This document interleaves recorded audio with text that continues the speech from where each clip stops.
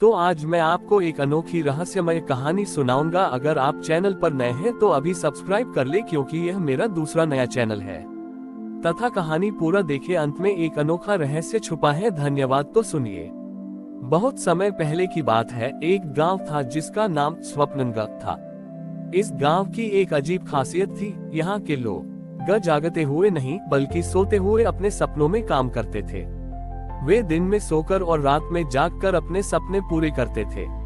उनके जीवन में यथार्थ और कल्पना के बीच की रेखा धुंधली थी। गांव का मुखिया, एक बूढ़ा व्यक्ति जिसका नाम ज्ञानचंद था, इस बात से चिंतित था। उसने देखा कि लोग अपने सपनों में इतने खो गए हैं कि छोटी ही वे असल दुनिया को भूलते जा रहे हैं। कोई किसान अपने सपने में खेती करता था और जागने पर उसके खेत बंजर ही रहते थे। कोई मूर्तिकार अपने सपने में सुंदर मूर्तियां बनाता था, लेकिन हकीकत में मिट्टी को छूता तक नहीं था। दुर्गा पूजा का समय नजदीक आया, लेकिन किसी ने मूर्ति बनाने या पंडाल सजाने की परवाह नहीं की। सब अपने सपनों में दुर्गा पूजा मना रहे थे। ज्ञानचंद ने सोचा, हमें अपनी सच्ची शक्ति को जगाना होगा। वह रात में एक छोटे से बच्चे राजू के पास गया, जो सपनों में एक महान चित्रकार था। ज्ञानचंद ने राजू से कहा, बेट, तुम अपने सपने में जो चित्र बनाते हो, क्या उन्हें असली दुनिया में नहीं बना सकते? राजू ने जवाब दिया, दादाजी, असल दुनिया में काम करने से थकान होती है। सपने में तो सब कुछ आसानी से हो जाता है। ज्ञानचंद ने उसे समझाते हुए कहा, लेकिन असली काम में जो संतुष्टि मिलती है वह सपनों में नहीं मिलती। अगले दिन ज्ञानचंद ने गांव वालों को इकट्ठा किया। उन्होंने कहा, इस साल हम दुर्गा माँ की पूजा सपनों में नहीं बल्कि असल दुनिया में करेंगे। हम एक ऐसी मूर्ति बनाएंगे जो हमारी सच्ची मेहनत का प्रतीक होगी। गांव के लोग हिचकिचाए, लेकिन ज्ञानचंद की बात मान गए। उन्होंने अपने सपने को छोड़कर असल दुनिया में काम करना शुरू किया। किसान ने पहली बार अपने हाथों से मिट्टी खोदी और मूर्तिकार ने पहली बार अपने सपनों की मूर्ति को असलियत में ढालना शुरू किया। जब मूर्ति बनकर तैयार हुई तो वह सपनों में बनी मूर्ति जितनी सुंदर नहीं थी। उसमें कुछ कमियां थीं, लेकिन वह उनकी मेहनत और पसीने का प्रतीक थी। जब सबने मिलकर मूर्ति को पंडाल में स्थापित किया तो एक चमत्कार हुआ। मूर्ति से एक दिव्य प्रकाश निकला और एक आवाज गूंजी, तुम्हारे सपनों की खूबसूरती सिर्फ कल्पना थी, लेकिन तुम्हारी मेहनत में जो पवित्रता है वही मेरी असली पूजा है। उस दिन से गांव वालों ने समझ लिया कि सपने देखना जरूरी है, लेकिन उन्हें पूरा करने के लिए मेहनत करना और भी जरूरी है। उन्होंने जागते हुए भी अपने काम को सपनों जैसा सुंदर बना दिया।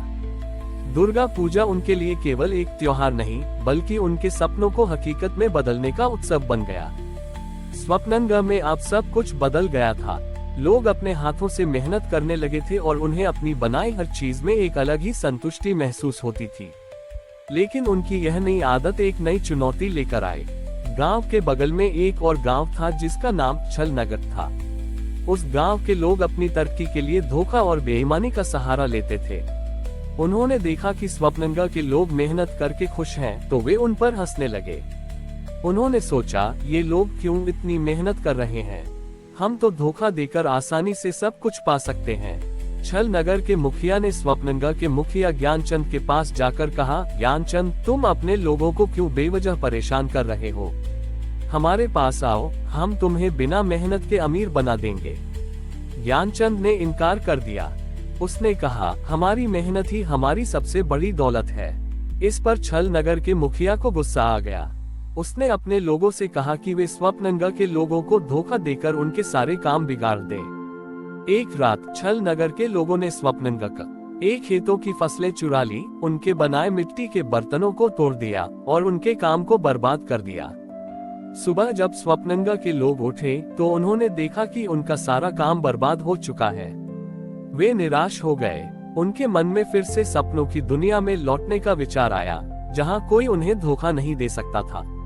लेकिन राजू, जो अब बड़ा हो चुका था, आगे आया। उसने अपने हाथों से टूटे हुए बर्तनों के टुकड़े उठाए और उन्हें फिर से जोड़ने लगा। उसने कहा, इन्हें जोड़ने से यह पहले जैसा नहीं बनेगा, लेकिन ये हमारी मेहनत की कहानी बताएगा। मेहनत से जो कुछ बनता है उसे कोई आसानी से तोड़ नहीं सकता। सभी लोग उसकी बात सुनकर प्रेरित हुए।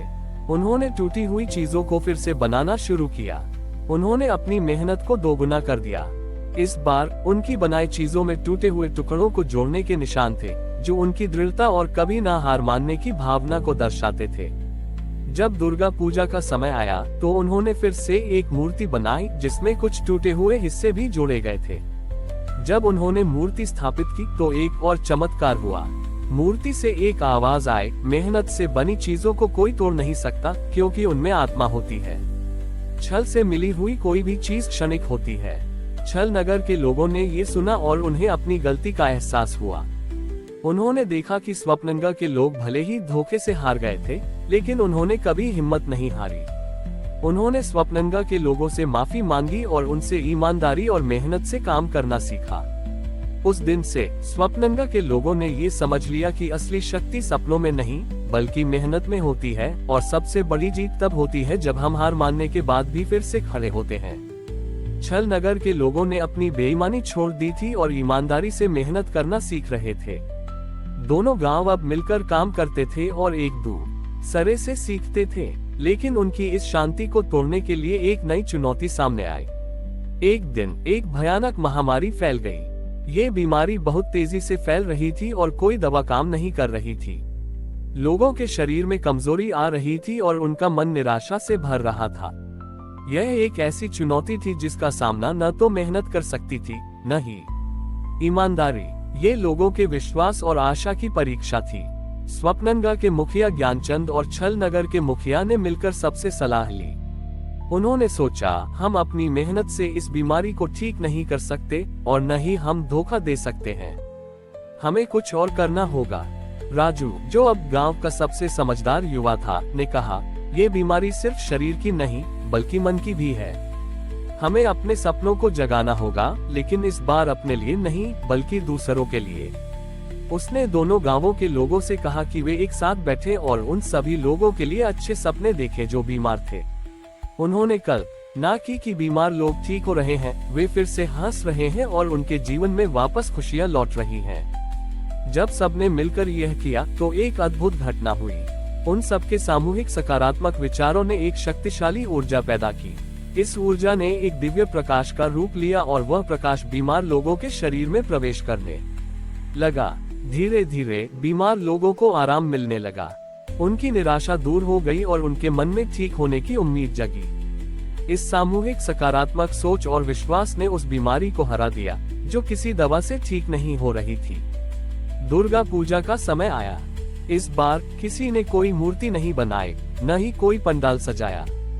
सब लोग एक मैदान में इकट्ठा हुए और अपने सपनों और विचारों की शक्ति को याद किया।